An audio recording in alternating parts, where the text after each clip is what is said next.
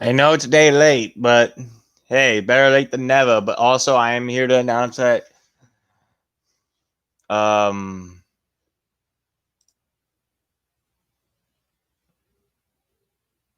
we will be doing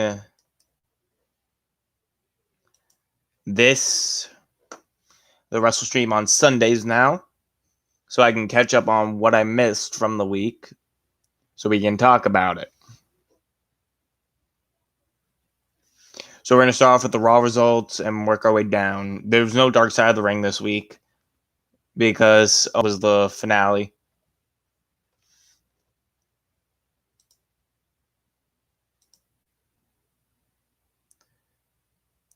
So we're going to start with the Raw results. First thing we're going to talk about is the crowd is back, but it's the Performance Center trainees. Now, a lot of people think that this was a bad idea because NXT is proven to be better than the main roster, and they're trying to make them look like their own. But at this point, might as well put the trainees in that position. Then again, I mean, I want to, just don't put, any of the top stars. If you're going to put the Performance Center trainees up there, don't make it any of the top stars on NXT, because if you do, shit's going to break down and you won't be able to stop it. So we start off the show with the Kevin Owens show. His special guest this week was Asuka. However, Charlotte, Natalya, and Nia Jax interrupted. Even had Kevin Owens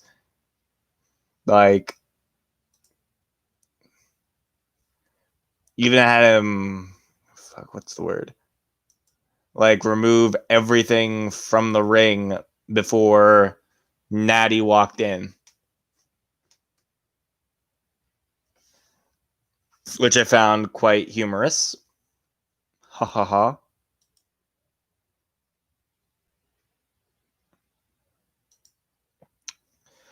Also, Kevin Owens instigated a brawl that broke out, which that night was the triple threat. We had Apollo Crews interview, and then we went straight to the ring for the United States Championship match, Apollo Crews and Andrade. I gave the match 3.25 stars, and shockingly enough, Apollo Crews is your new United States champion. Now, everyone did respond positively for this. Thank God. They did not respond positively for Apollo. I mean, for the Performance Center being the crowd, since you're trying to build up these guys. But I still think it's a good idea. If you don't agree with me, you don't have to. But if you're going to insult me about it, then fuck you.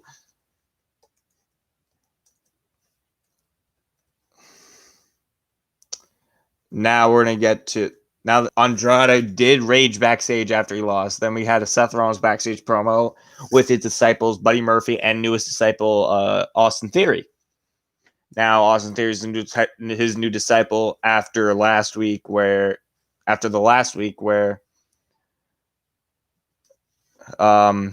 he was kicked out of Zelina Vega's group.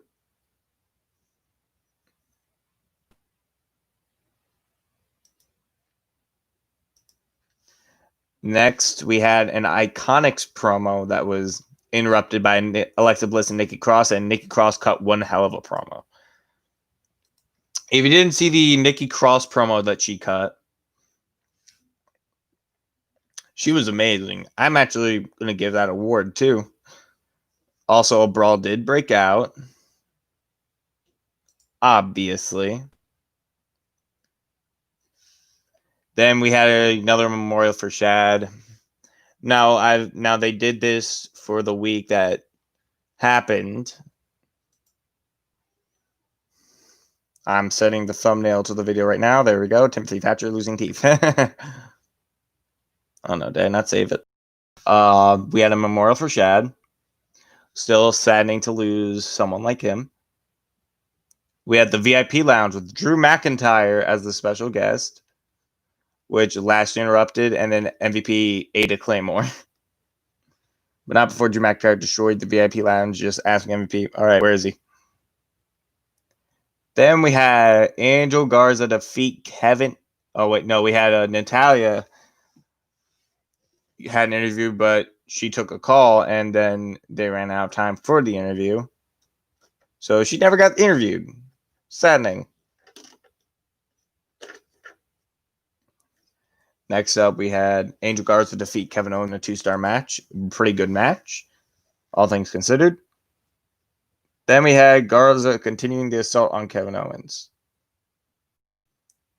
Afterwards, the Street Profits defeated the Viking Raiders in golf.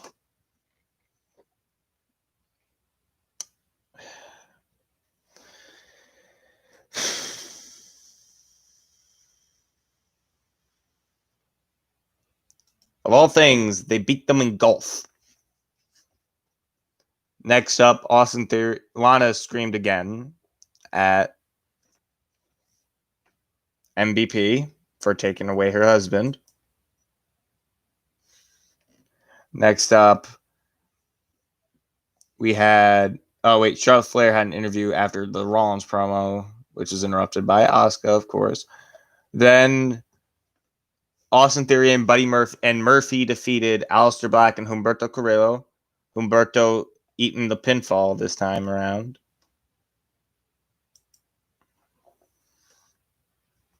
And then Rollins cut a promo after threatening to do to Humberto what he did to Ray last week.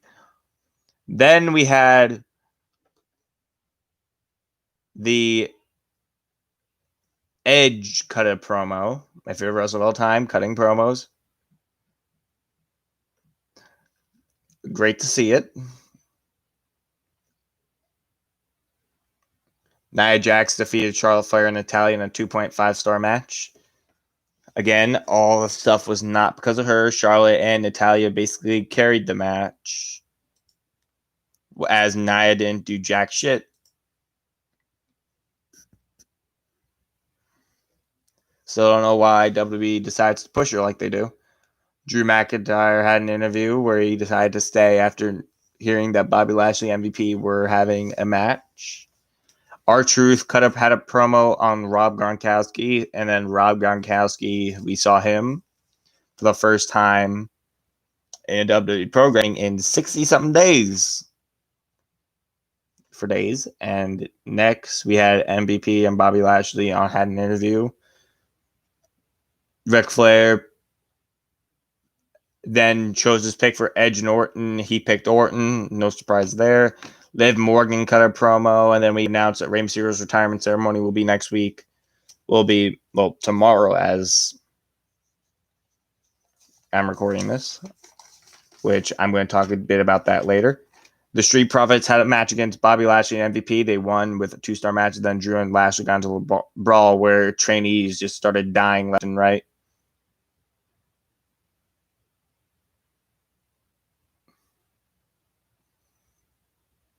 Now that I finished the 3-hour-long fucking show, time to get into Impact Wrestling. So we start off with a semifinals match in the tournament to crown a number 1 contender to the Impact World Championship.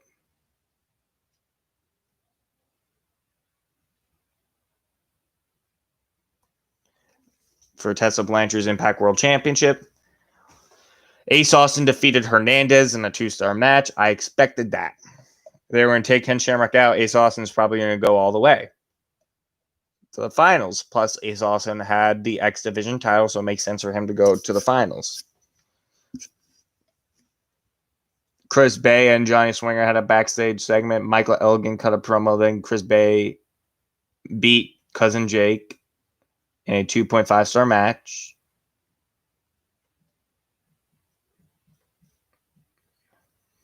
Willie Mack then saved Cousin Jake from further beatdown from Chris Bay and Johnny Swinger.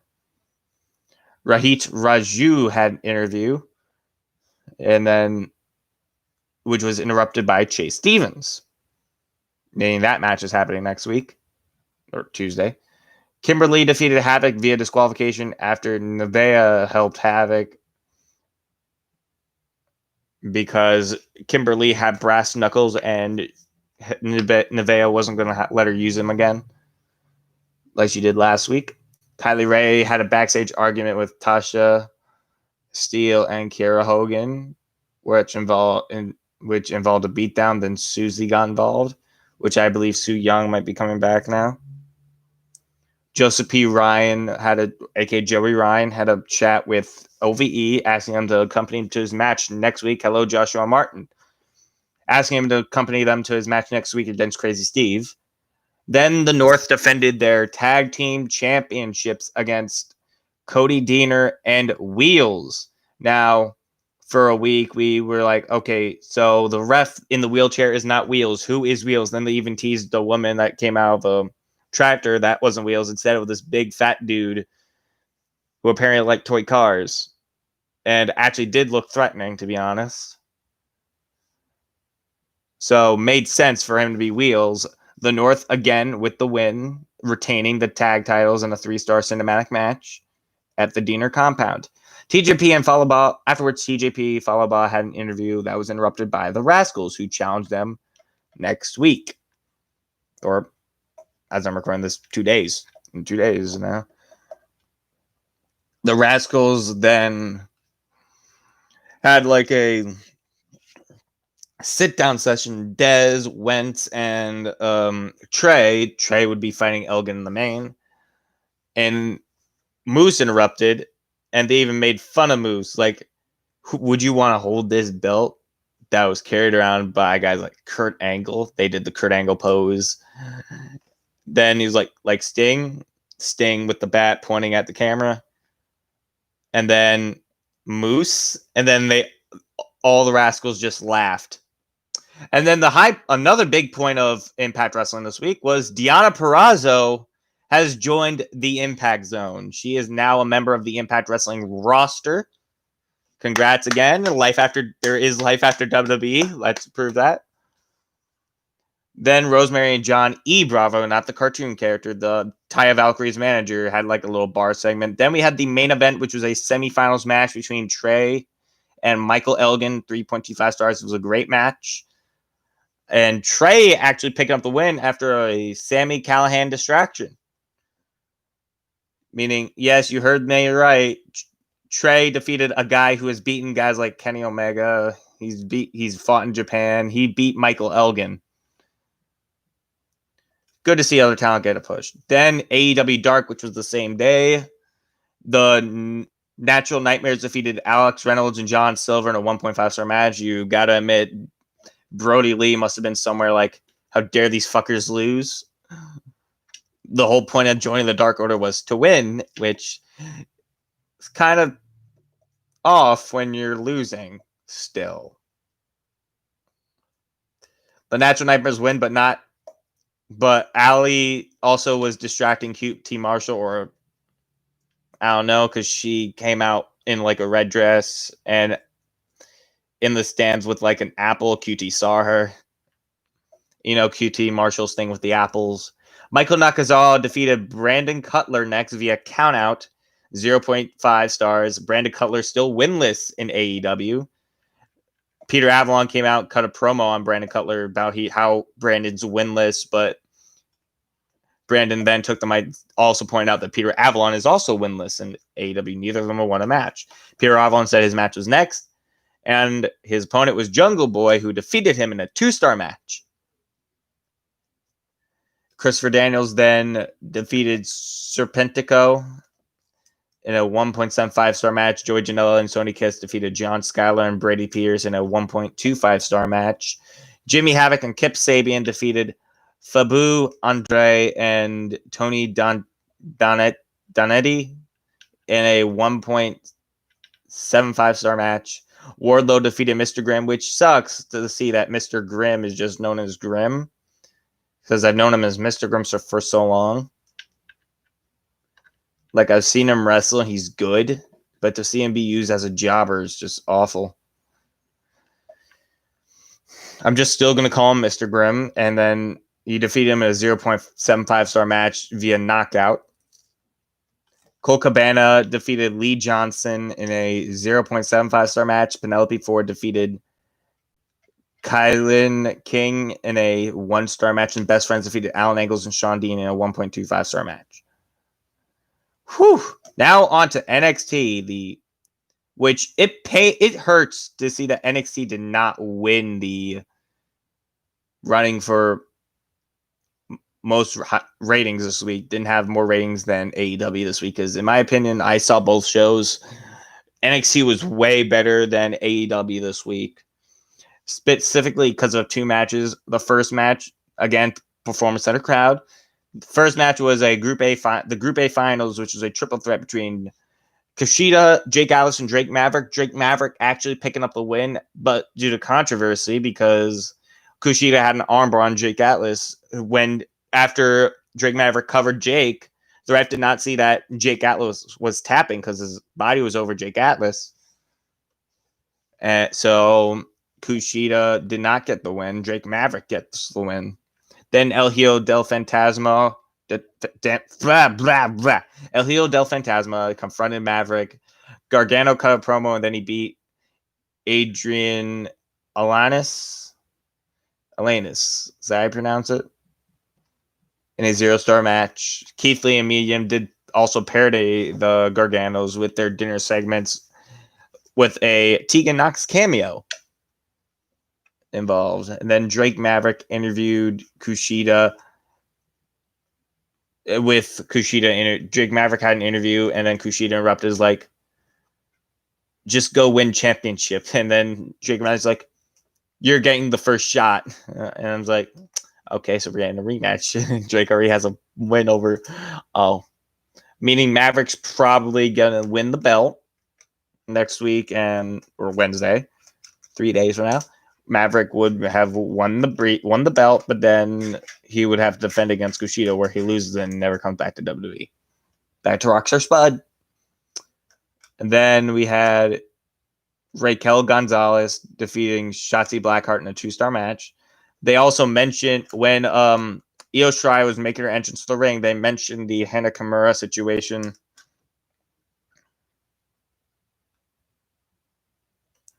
Which, thank the Lord. There was also a mention of it on SmackDown, but it was just with Sasha's ring gear. Or as in ring gear, she just wore an armband that said Hannah on it. While the New Day wore armbands that said Shad on them. Charlotte Flair and Chelsea Green, who was the mystery partner of Charlotte, defeated Io Shirai and Rhea Ripley in a 3-star match. Then a backstage interview, Chelsea Green fired Robert Stone. And then Candice LeRae and Johnny Gargano had an interview. William Regal and Adam Cole had negotiations. Had a negotiation where if Velveteen Dream does not win the NXT Championship at NXT TakeOver in your house, Velveteen Dream cannot challenge for the NXT title as long as Adam Cole is still the champion. Then Oney Lorcan and Danny Burch had a video promo. Then Tommaso Ciampa defeated Leon Ruff, famous jobber, Leon Ruff. Yes, you heard him right. In a 0.25-star match. Karrion Kross cut a promo on. Karrion Kross had a promo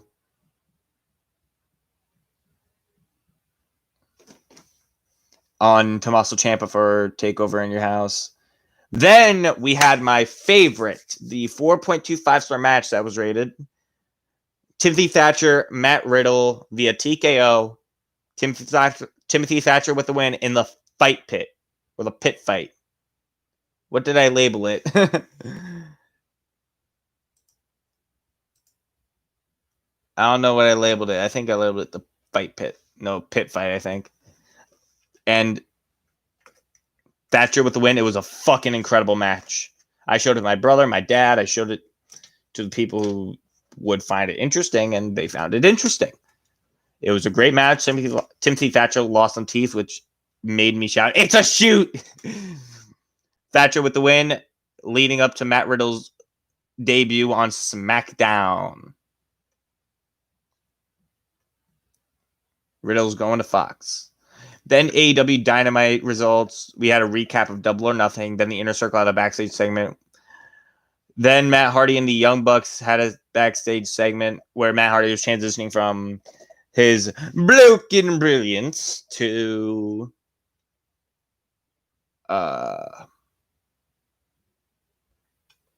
his Team Extreme gimmick, and then switched over to his High Voltage gimmick, and that's what he came out as for this match. He and the Young Bucks defeated Joey Janela and Private Party in a 3-star match. However, I have to ask, is Mark Quinn okay? He did take a very bad fall, and he did hurt his knee. So while after the match ended, Matt Hardy did take Private Party up and help them out to the back, which allowed Butch and the Blade, who were attacked during the match, to attack the Young Bucks. And then out of nowhere, FTR here, Dax Harwood, Cash Wheeler, the former Dash Wilder, Scott Dawson, the former Revival, now known as FTR, are now in AEW to help the Young Bucks.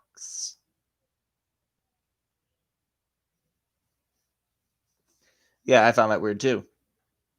Moxley then went to the commentary desks, and then Brian Cage did defeat Lee Johnson, 0.25 stars.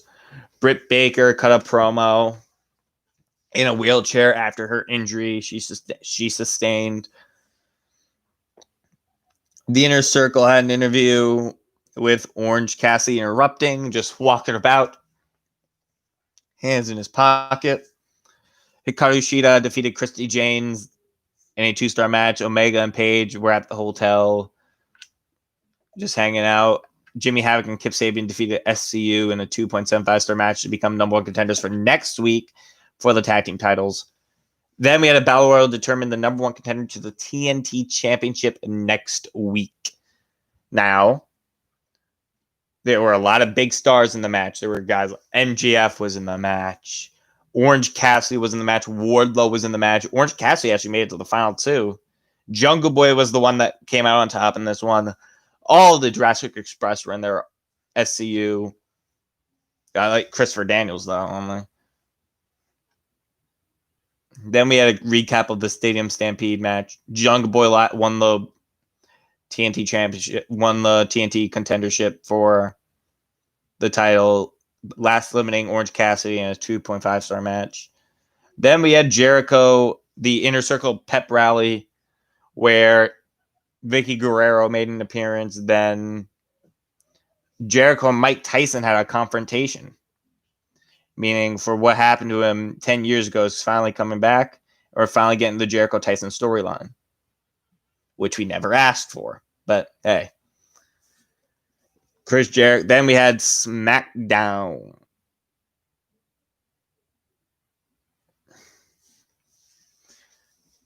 Then we had SmackDown where Jason Jordan made his on-screen return, helping a newly arrested Jeff Hardy.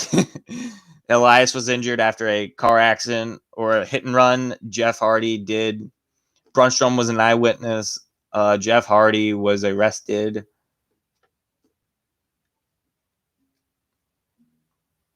Meaning, now that Elias is out, AJ Styles took a bye. So meaning AJ Styles is automatically going to the final since Elias couldn't compete. But Daniel Bryan wanted to fight. So the winner of a battle royal, a 10-man battle royal, would go on to face Daniel for the Intercontinental title. So here are some notable people in the battle royal. So we had King Corbin in there. We had Grand Metalik, Lince Dorado, Sheamus, Jey Uso, Shinsuke Nakamura, Cesaro, Shorty G. Trying to remember all the names.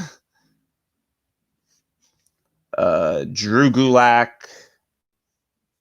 And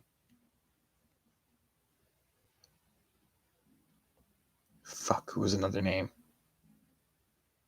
Trying to remember a name that was in that battle royal. Dolph Ziggler. Those are the 10 names in that battle royal. The winner of the battle royal was Sheamus, who last eliminated Jey Uso to win in a 1.5-star battle royal. Then Sonya Deville had a promo that was interrupted by Lacey Evans attacking her from behind. Shorty G and Cesaro had a backstage segment where Cesaro challenged Shorty G to a match. Shorty G accepted. Lacey Evans had a match with Sonya Deville.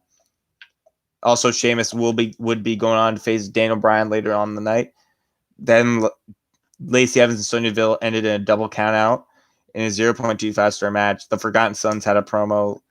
We didn't get anything of the hacker.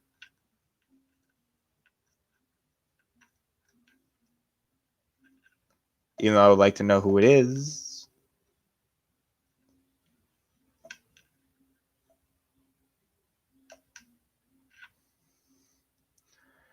The Forgotten Sons had a promo. Then Bliss and Cross and the New Day had a backstage segment where the New Day scared Bliss and Cross. And then we had a moment of bliss with the New Day. Again, the New Day had Big E and Kofi had Shad Gaspard armbands on to pay tribute to Shad.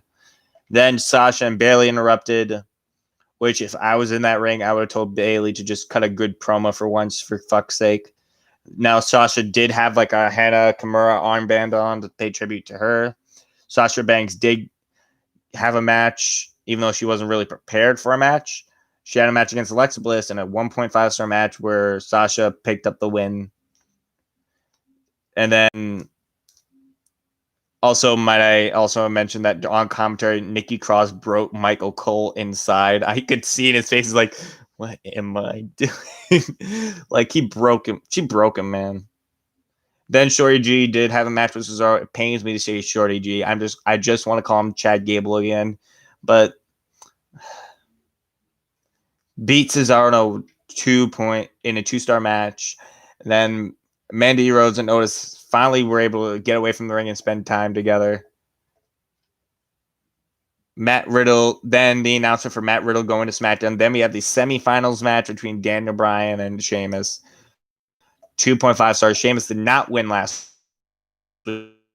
He won a battle royal to take Jeff after Jeff Hardy was arrested early night. Once the match was about to end, Jeff Hardy somehow emerged from the back and came out to ringside and cost Sheamus the match. Daniel Bryan's going to the finals to face AJ Styles. And he also attacked Sheamus. And that was the end of this week's wrestling shows. Now on to the weekly awards. Pop of the week goes to FTR for their AEW debut. Heat of the week goes to Nia Jax for something that happened earlier in the week during a taping. We will get into that as well. Yeet of the week. Brian Cage yeets Lee Johnson. Which it was Brian Cage. Alexa Bliss is Savage of the Week for Raw. Job of the Week usually goes to like Leon Ruff or Lee Johnson, but this week it's going to Mr. Grimm. He got punked by fucking Wardlow on Dark. Promo of the Week goes to Nikki Cross. Match of the Week, Timothy Thatcher and Matt Riddle in the fight pit. It was a fucking awesome match. I think the fight pit should just be used to further Timothy Thatcher's career. Like, if you're going to give him like a title, it has to be involved in the fight pit. It has to. Rest of the week, again, Timothy Thatcher. Timothy Thatcher gets bump of the week, even though it wasn't really a bump. He lost teeth during the match, like from a kick from Matt Riddle. Sell of the week goes to Mr. Grimm for selling the knee by Wardlow by getting knocked out. Now on to today's topics. First off, Kairi Sane is injured again. This is why Nia Jax has heat of the week.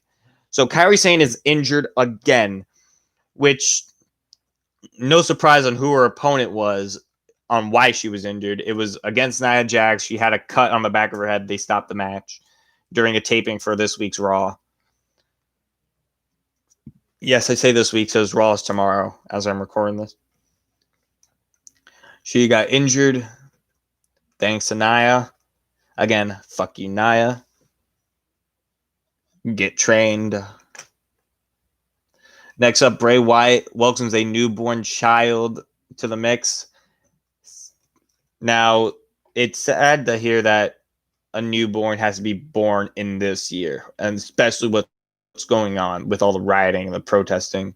Can we just stop the rioting, please?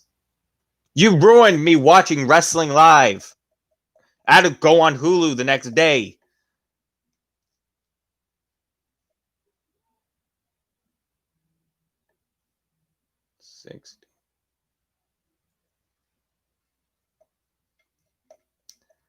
Next up, Nigel McGuinness has been furloughed from the WWE, meaning he's not currently with the WWE at the time. He's been furloughed, meaning he's not getting paid, but he's also not really fired.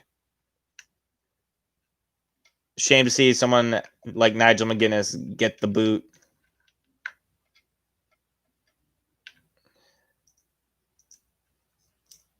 Message retracted. Why? Rey Mysterio's retirement with I put that as a question mark because it's not really going to be a retirement.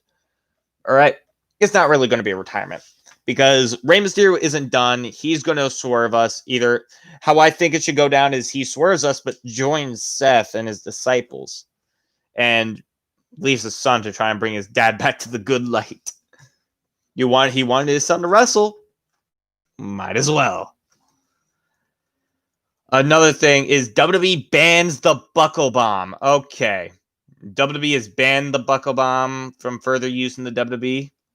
Nia Jax again was the cause, meaning that's a move Rollins can't do, and it wasn't his fault, even though it should have been his fault years ago when Sting and Balor got injured from it. But again, those were botched versions of it. Sting was already in poor health, and Balor decided to extend his shoulder arm out during it in the barricade. Nia Jax just throws her opponents without care. That's why the move got banned, was because of Nia Jax. So if Rollins wants to blame anyone for the move getting banned, she can blame Nia. Next up, Drew McIntyre and Undertaker versus Undertaker was supposed to happen at WrestleMania 26, which it would have been a good match today. Not like prime Taker, nowadays McIntyre. Not then Taker and then McIntyre, because then that would make sense. McIntyre wouldn't have been ready. But it was supposed to happen at Mania 26. Apparently, Drew McIntyre states that was the planned match, and he wasn't supposed to go in the Money in the Bank ladder match that year. Next up, Brian Cage is signed with AEW. We already established this. He had a match, for fuck's sake. Next up, the TNT Championship belt. Okay. This was going to be the thumbnail of the video, the TNT Championship itself. But I think the fight pit, a scene from the fight pit, was more fitting because that was better.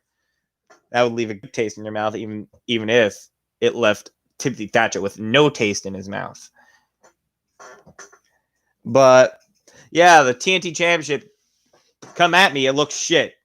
It looks like a piece of.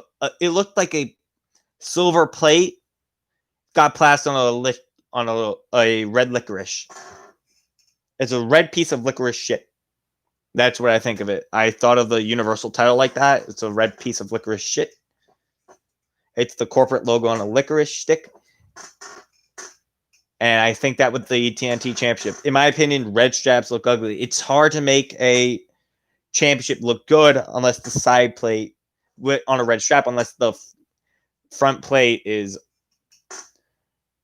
the best. Like the IWGP US title, that belt looks tremendous. It looks beautiful. It's if the IWGP Heavyweight title and the WWS title had a baby. Brian Zane made that joke. And that was born, but now we're back to the circle shit. We just got over and apparently they said the TNT title is yet to be finished, which I don't believe one bit. I could believe it. I could be wrong. It might not be finished, and they might bring it out in the upcoming weeks to come. I don't think the belt is finished. I think they just needed something quick while they were making the tournament. And that's what they have right now. Belts take time. Next up, Adam Cole attends an AEW party. Now, this could go one or two ways. After this, because Adam Cole's contract with WWE is up soon, meaning he might not re-sign with NXT if he chooses to stay on NXT. If he doesn't want to have all matches, he could stay on NXT. If he wants to have these dream matches, if he doesn't want these dream matches that are on the main roster, he can leave WWE or stay on NXT. Or if he wants them, he can go up, fight AJ Styles, fight Ricochet, fight all these guys, fight the guys he hasn't fought in WWE. But that's up to him. It's not my opinion. All right. And now finally, Alexa Bliss calls out JD from NY. Now, this happened earlier in the week. JD from NY had called out Alexa Bliss for just being hired based on her looks. But in my opinion, Alexa Bliss did get better with time as she put in more work. And what JD basically said was not cool, dude. Like, I don't know who he is to talk about how wrestlers are, who's bad and who's good when he doesn't even get in a fucking ring. He does commentary for House of Glory, but he doesn't even step in a ring to wrestle. Alexa Bliss steps in a ring. I'm currently trying to find a wrestling school so I can step in a ring for the first time. And it's hard to find a wrestling school here in Gainesville, Georgia. Especially at this time to find one that's open. But the fact that he calls out Alexa Bliss for not being a reliable worker, basically, even though she gets in the ring every fucking week to do something on Raw or SmackDown or wherever she's on, makes him the bad guy. Even all the wrestlers who Alexa is friends with called out JD and was like, yeah, don't be this guy. And I'm like, I will not be this guy. Anyway, that's it for the Wrestle Stream this week. Again, the Wrestle Stream is forever on Sundays now. Sunday, I was going to do Sunday mornings, but I didn't wake up this morning. But, well, I did, and I went out for a run immediately, and I had to catch up on AEW Dark. But, yeah. So, the Wrestle Stream's on Sundays now. Hope you guys can respect that. See you guys next week.